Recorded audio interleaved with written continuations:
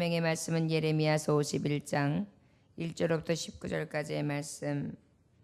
바벨론을 멸하시는 하나님이라는 제목의 말씀을 가지고 하나님의 말씀, 지금 다른 국가들, 여러 나라들 하나님께서 멸망하시고 그 멸망의 원인에 대해서 말씀하시고 바벨론의 멸망에 대해서 50장을 통해 또 이제 51장을 통해 하나님께서 신실하신 말씀으로 계속 우리에게 주십니다. 예레미야서 51장 1절부터 19절까지 말씀인데요. 지금 먼저 함께 봉독하실 말씀은 1절부터 10절까지의 말씀만 먼저 함께 봉독합니다.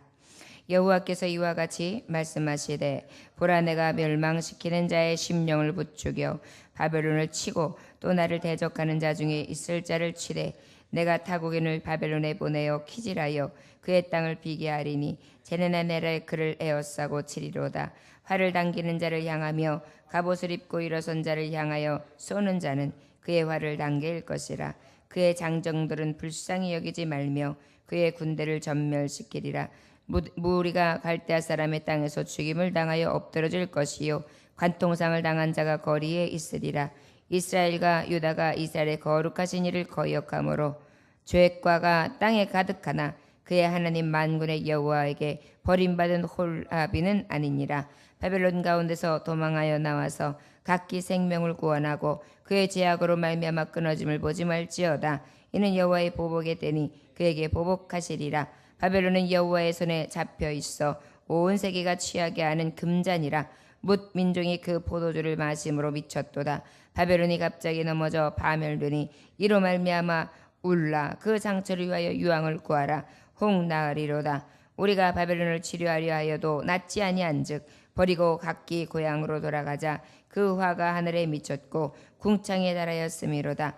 여호와께서 우리의 공의를 드러내셨으니 오라, 시온에서 우리 하나님 여호와의 일을 선포하자. 아멘. 기도하겠습니다. 하나님 아버지, 바벨론의 멸망이 이스라엘에게는 구원입니다.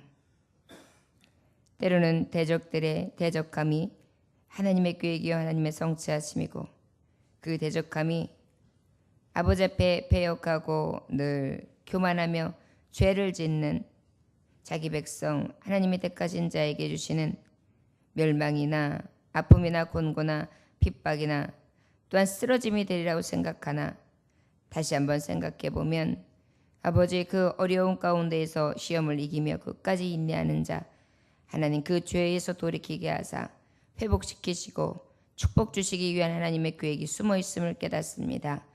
아버지께서 주시는 긍휼과 자비와 은혜를 통하여 주께 깊이 나아가는 자 될 수 있도록 축복하여 주옵소서. 예수님의 귀하신 이름 받들어 기도 올려나이다. 아멘. 하나님께서 바벨론을 멸망시키시겠다. 멸망의 이유가 무엇이었지요? 하나님께서는 분명히 말씀하시는데 저들이 교만했다고 50장은 말씀하고 있어요. 그리고 그 교만하는데 그 교만함이 어떤 방식으로 저들에게 나타나느냐면 하나님 앞에 싸움하는 자였다 그랬거든요. 그래서 하나님의 결과는 뭐냐? 교만과 하나님 앞에 싸움을 하는 자는 하나님이 직접 대적하시겠다. 하나님의 대적은 너무나 두려운 대적이고 누구도 막을 수 없으며 그 칼이나 하나님이 쓰시는 대적들을 통하여 넘어짐이나 또한 저들에게 오는 기근, 그리고 저들에게 오는 두려움과 공포, 그 다음에 아픔과 압제, 포악과 학대는 세상 사람들이나 또한 저들이 막을 수 있는 어떤 영향력이 아니라는 것이죠. 특별히 우리가 자연을 보면 알 수 있다고 했죠. 자연을 봐서 하루 정도만 비가 막 쏟아져도 어때요? 폭우 속에 큰 트럭, 덤프 트럭도 비에 그냥 아랑곳하지 못하고 그냥 둥둥 떠댕기고 여기저기가 침수 피해가 일어나고 다리가 뚝뚝 끊어지면서 얼마나 무서운 재해를 만납니까? 우리가 하나님 앞에 아무리 싸움을 걸고 대적하고 배역하고 하나님 앞에 돌아서도 결과적인 것은 무엇입니까? 멸망이라는 것입니다. 항상 깨달을 수 있는 것은 아버지 앞에 교만과 주님을 의지하는 진정한 하나님을 경외하는 신앙이 가장 복된 자라는 것을 깨달아 알고 주님만을 경외할 수 있는 저와 여러분들 되시기를 주의 축원합니다.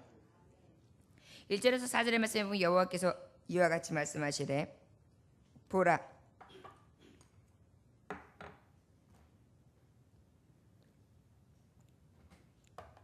내가 멸망시키는 자의 심령을 부추겨 바벨론을 치고 또 나를 대적하는 자 중에 있는 자를 치되 내가 타국인을 바벨론에 보내어 키질하여 그의 땅을 비게 하리니 재난의 날에 그를 에워싸고 치리로다. 활을 당기는 자를 향하여 갑옷을 입고 일어선 자를 향하여 쏘는 자는 그의 활을 당길 것이라. 그의 장정들을 불쌍히 여기지 말며 그의 군대를 전멸시키라. 무리가 갈대아 사람의 땅에서 죽임을 당하여 엎드러질 것이요 관통상을 당할 자가 거리에 있으리라. 하나님의 멸망과 하나님이 주신 재앙은 너무나 두렵습니다. 그 멸망은 멸망시키는 자들에게 하나님이 저들의 마음에 막 불러일으키는 거예요. 그래가지고 하나님이 저 대적자들을 불러서 저들을 대적하시는데 타국인을 바벨론에 보내요. 북방에서 연합군들이 메대파사들이 와서 어떻게 합니까?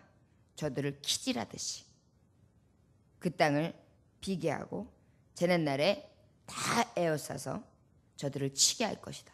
치는 방법은 활을 당기어 그 다음에 갑옷을 입고 일어서서 일제히 같이 쏘는데 큰 군사를 말하는 거죠. 일제히 서서. 그래가지고 관통상을 입힌다.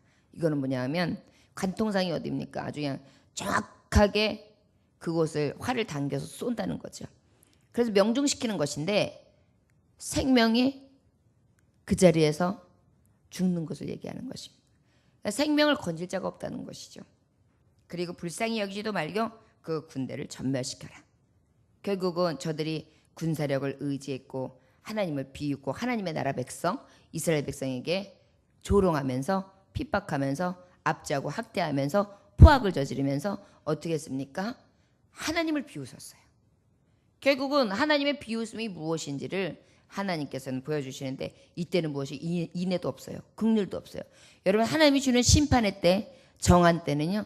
그때는 긍휼과 인애가 없어요.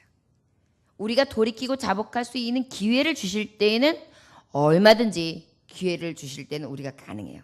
그런데 그 기회가 딱 끝나고 하나님의 심판의 잔이 딱 떨어질 때 진노의 잔이 딱 쏟아질 때 그때는 인애와 긍휼이 없는 거예요. 하나님이 그때는 어떻게 하세요? 전멸하라 이렇게 말씀하고 있어요. 우리가 갈대아 사람 땅에서 죽임을 당하여 엎드러질 것이요 관통상을 당한 자가 거리에 있으리라. 5절로부터 또 10절까지 말씀해 보니까 이스라엘 유다가 이스라엘의 거룩하신 이를 거역함으로 죄가가 땅에 가득하나 그의 하나님 만군의 여호와의 버림을 받은 호라비는 아니니라. 그런데요 이제 조명되어지는 것이 바로 바벨론에서 이제 이스라엘으로 하나님께서 눈을 옮기시는 거예요. 같은 포로 생활을 하는데요 하나님께서는 유다에 대해서는 뭐라고 말씀하시냐면 긍휼을 베푸시다고 하겠다고 하십니다. 여러분 심판의 때가 되면은 너무나 감사한 것은 항상 하나님의 말씀 앞에 같은 말씀으로 같은 맥락으로 하나님은 똑같은 말씀으로 우리에게 신실하게 주시고 있는데요. 바로 악에는 멸망이에요. 그런데 심판의 때는 확실한 것은 하나님의 의는 어떻게 하나님의 긍휼과 회복과 구원이라는 것입니다. 그런데 이스라엘 백성 중에서도 거룩하시니 하나님을 찾는 자 그리고 남은 자는 하나님이 어떻게 하신다 구원하신다 그랬거든요. 끝까지 참아 남아 인내하고 주님을 부르고 구하는 자 하나님께서는 그들에게 긍휼을 잃어버리지 않으세요. 어떠한 학대와 어떤 포악과 학정이 있다 할지라도 그 능력의 손으로 하나님의 때가 딱 돼가지고 심판의 때가 되면 구원할 자를 하나님이 부르시고 그들을 구원해 내신다는 것입니다. 바벨론의 왕이 가운데 도망하여 나와서 각기 생명을 구원하고 그의 제약으로 말미암아 끊어짐을 보지 말지어다. 이는 여호와의 보복에 되니 그에게 보복하시리로다. 놀라운 사실은요. 하나님이 보복하시고 대적하시는 자는 하나님의 자녀에게 임하는 것이 아니에요. 하나님이 버리신 자는 보복하세요. 그러나 하나님이 버리지 아니하시고 하나님이 예정하시고 부르신 자, 작정하신 자는 어떻게 하세요? 회복시키시고 구원해내신다는 것입니다. 버리지 아니하신다는 것입니다. 바벨론 가운데 도망하여 나와서 각기 생명을 구원하고 그의 제약으로 말미암아 끊어짐을 보지 말지어다. 이는 여호와의 보복에 뜨니 그에게 보복하시리라. 바벨론의 여호와의 손에 잡혀있어 온 세계가 취하게 하는 금잔이라. 문 민중이 그 포도주를 마심으로 미쳤도다 그랬어요. 바벨론은 여호와의 손 하나님께서 보복하시는 손에서 건져낼 자가 없고 건질 수도 없어요. 이유가요. 저는 많은 영향력을 끼쳤습니다. 그런데 어떤 영향력을 끼쳤느냐? 우상 숭배와 술 취함과 향락과 음란과 그 다음에 아주 포악함과 선이 없으며 하나님을 두려워하지 아니하는 하나님 경외하는 신앙과는 전혀 다른 것들을 어떻게 해요? 계속해서 영향력을 미치거든요. 여러분 악은 그렇습니다. 바벨론의 대명사는 악한 마귀의 대명사라 그랬죠. 대적의 대명사라고 했죠. 바벨론이라는 이름이란 하나님을 대적하는 자거든요. 그러다 보니까 어떻게 교만한 자거든요. 결국은 저들의 하나님 앞에 대적하고 교만한 자, 그 다음에 악을 행하되 그 악의 영향력을 끼치는 자, 악을 미치게 하는 자. 그래서 많은 세계가 저 바벨론으로 인해 영향을 받은 거예요. 어떤 영향력이요? 술 취하고 방탕하고 하나님 앞에 돌아선 자, 그리고 우상 숭배를 빠지게 하고 저들의 마음속에 하나님을 싹 지워버리게 하는 그런 영향을 끼쳤다. 결국은 그들은 망하리라. 바벨론이 갑자기 넘어져 파멸되니 이는 말미암아 올라 그 상처를 위하여 유황을 구하라. 혹 나으리로다. 우리가 바벨론 치료하려 하여 또 닿지 아니한즉 버리고 각기 고향으로 돌아가자. 그 화가 하늘에 미쳤고 궁창에 달하였으므라. 아무리 유다가 바벨론을 어떻게 고쳐보고 함께 해보려고 하고 같은 이제 메데파사의 왕국으로 봤을 때는 아주 강한 나라이기 때문에 그 나라에 대해서 지금 섬기고 있고 지금 함께하고 있는 포로된 이 바벨론에 대해서 도움을 주려고 하고 함께 해주려고 해도 이제 소용이 없는 거예요. 그래서 어떻게 해요? 아유 소용이 없구나. 우리 그냥 돌아가자. 이렇게 하게 된다는 거예요. 이제 모든 자들이 다 등을 돌리게 되고 하나님의 자녀들 그나마 저들과 함께 도우며 함께 했던 자들마저도 다 어떻게 해요? 저들의 화가 미침을 보게 된다는 것입니다. 여호와께서 우리 공의를 드러내셨으니 오라 시온에서 우리 하나님 여호와의 일을 선포하자. 야 이제는 이 바벨론의 공포 속에서 하나님이 우리를 구원하시고 회복시키셨구나. 우리 땅으로 돌아가자. 그리고 그곳에서 하나님 앞에 예배하고 시온에서 시온이 어때요? 하나님의 성전, 하나님의 신, 성신, 하나님이 임하시는 터 그곳으로 돌아가자. 결국은 무엇입니까? 지금까지는 포로되었고 쫓겨났고 이방 땅에서 서러움으로 살게 되었습니다. 그런데 이 바벨론의 심판, 결국은 이 바벨론이 70년 동안은 유지가 돼요. 그리고 난 다음에 메데파사에 의해서 완전히 이제 멸망하게 되는데 그때 또 하나님 주시는 은혜가 무엇입니까? 하나님께서 주시는 은혜.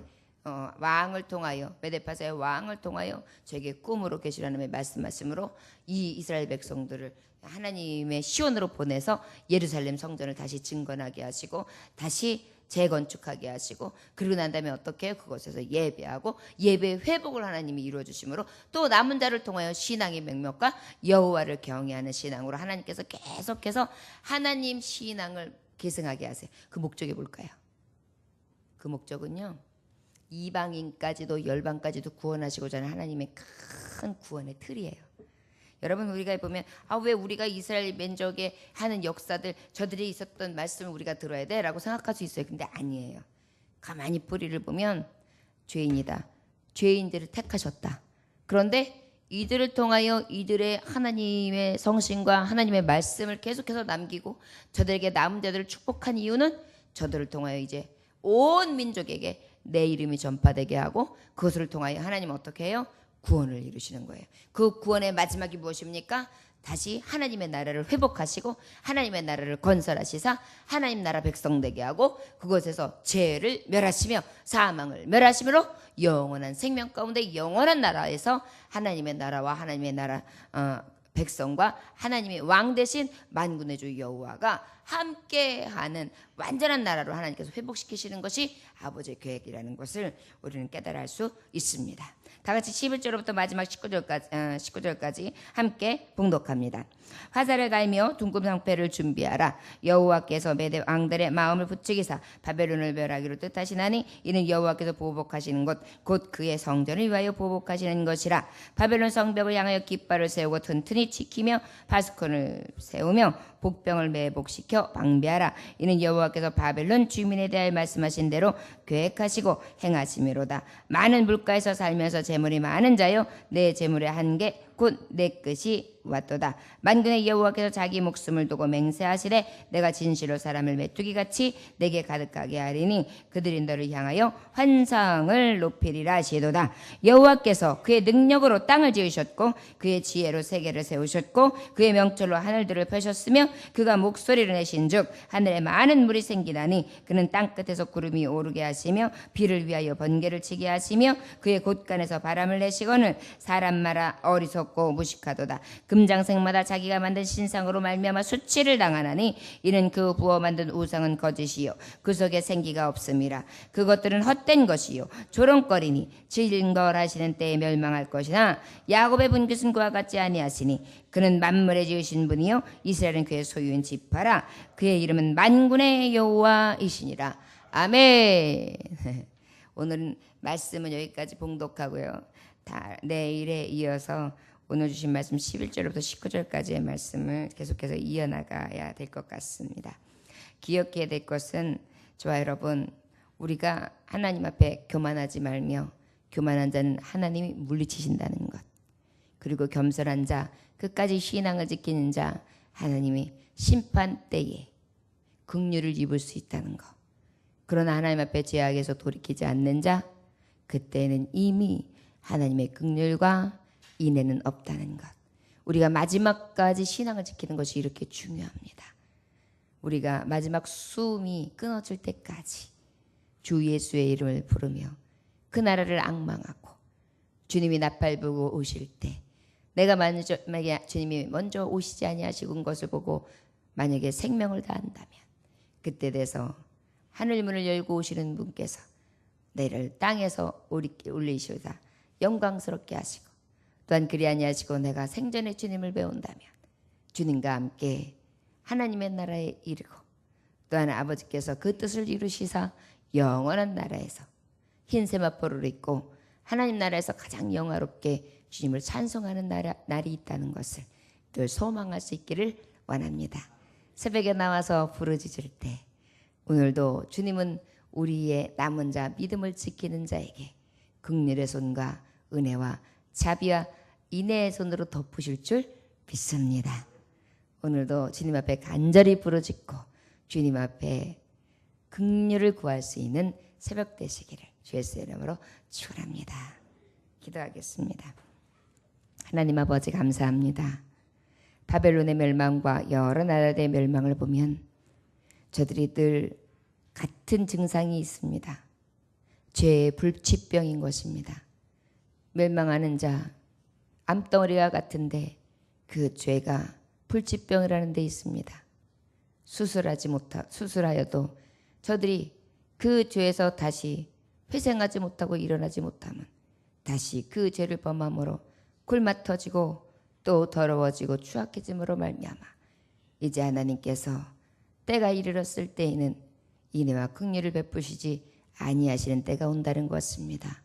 주여, 돌이키고 회개하게 하시고 늘 죄인됨을 고백하게 하시며 겸손한 심령 되게 하사 주님 앞에 나올 때마다 주여, 나는 죄인입니다. 나를 용서하여 주옵소서. 화로다 나요. 아버지 앞에 그 이름을 찬송하게 하시며 나의 의인은 오직 예수밖에 없음을 고백하는 매일의 신앙이 되게 하여 주옵소서.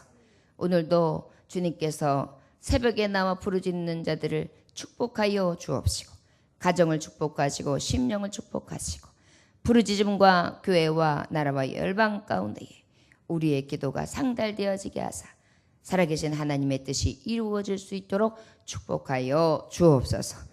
예수님의 귀하신 이름 받들어 기도 올려나이다. 아멘. 주님 가르침을 마치겠습니다.